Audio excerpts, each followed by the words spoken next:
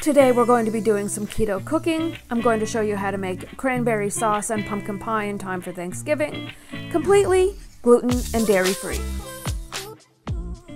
Hello everyone and welcome back to my channel. I'm DIY Deborah and let's get keto cooking. You're going to be needing a bag of cranberries, your favorite sugar substitute. Today I'm using Swerve or xylitol, some water, and some flavorings. I'm going to be using orange and vanilla today. If you enjoy this type of content, please be sure to give it a thumbs up. And while you're at it, hit that subscribe button and also the notification bell so you can be notified every time I upload new videos. So in a saucepan over medium heat, you're going to be adding your bag of cranberries. You can rinse them first as well. Then we're going to be adding 3/4 of a cup of water. We're going to be adding 1 cup of Swerve. And that's probably about it. A little bit later, we're going to be adding our flavorings. So once you've added everything to your saucepan, you are going to let your cranberries and water and sugar mixture come to a rolling boil. You're going to be letting it boil until you start to hear the cranberries pop and split and soften. I'm going to be showing you here what it's going to look like once the cranberries split. So once they've started to split and soften and cook down, you're going to then be mashing them with a potato masher.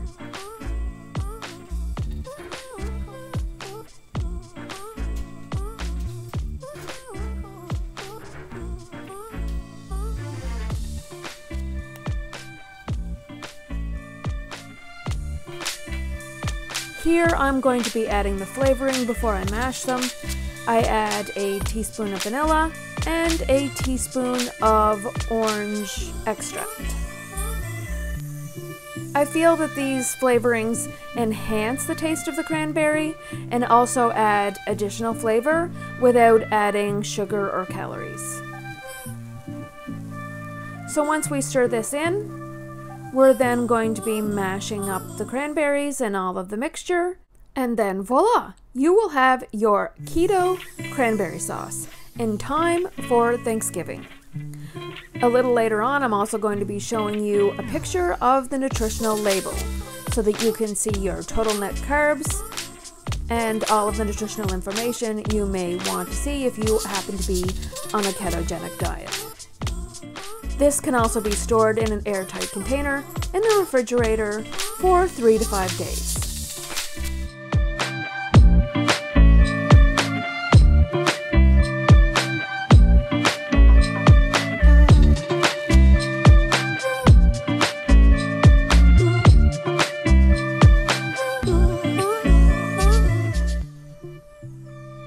So now we're going to be moving on to our keto pumpkin pie.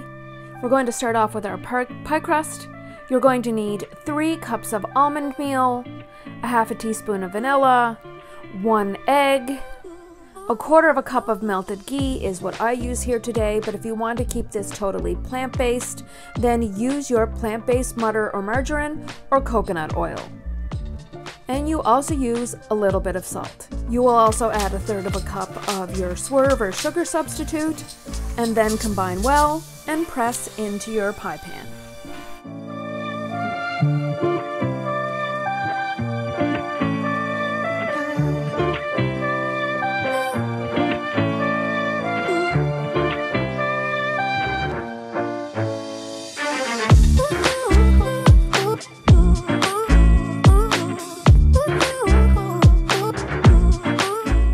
Prior to putting into your baking pan, you have to make sure that your baking dish is very well greased. And I also line the bottom of mine with some parchment paper. And so that the almond meal doesn't stick to your pie plate, this is a necessary step.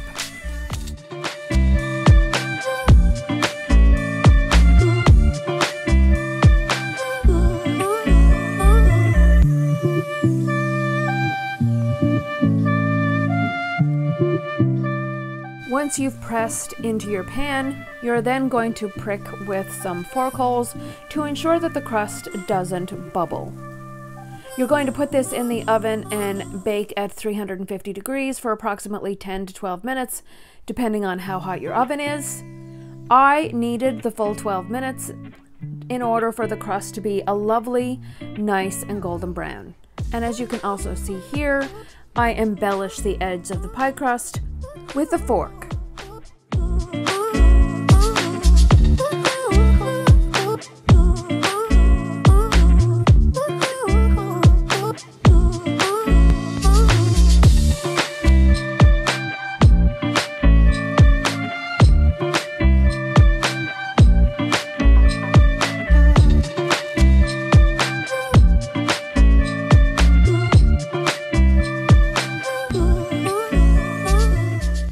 While the pie crust is baking in the oven, we are then going to be moving on to making our pumpkin pie filling. We're going to be adding 2 cups of pumpkin puree. Then we're also going to be adding our plant-based milk. You can use a coconut milk or a dairy-free oat or half and half that they sell now. So we add our coconut milk. We're then going to add 2/3 of a cup of swerve. I combine and use the granulated and powdered swerve. You're also going to be adding 2 room temperature eggs, some vanilla, and you're also going to be adding your spices.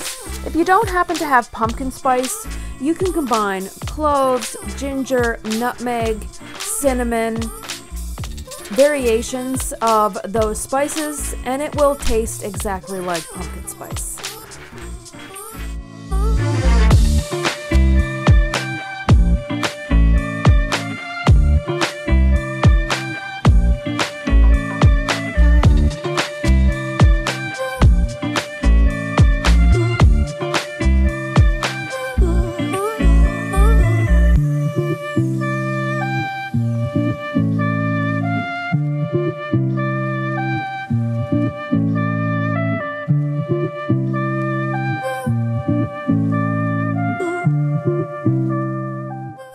So once you've combined everything well, there you have your pumpkin pie filling, gluten-free and dairy-free.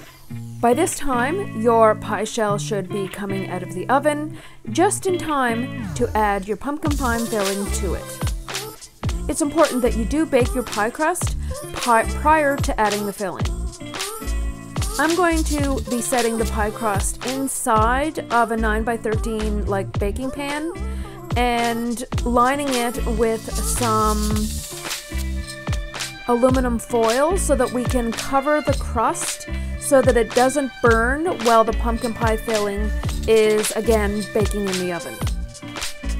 So here I add the pumpkin pie filling, and doesn't this look amazing? Going to be this beautiful keto, low carb, gluten-free, dairy-free pumpkin pie.